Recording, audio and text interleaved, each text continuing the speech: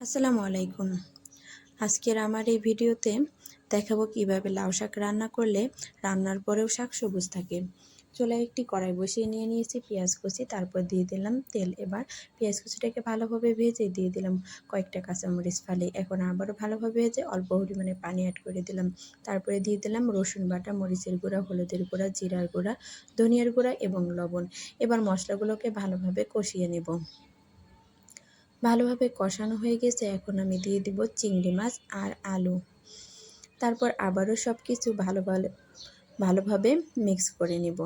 এখন অল্প পরিমাণে পানি অ্যাড করে ঢাকনা দিয়ে ঢেকে কিছুক্ষণ কষিয়ে নিব। কিছুক্ষণ কষানোর পর আমি দিয়ে দিব লাউ শাকের ডাঁটাগুলো। এবার ভালোভাবে আবারও মিক্স করে ঢাকনা দিয়ে ঢেকে এখন আমি ভালোভাবে সব কিছু কষিয়ে নেব।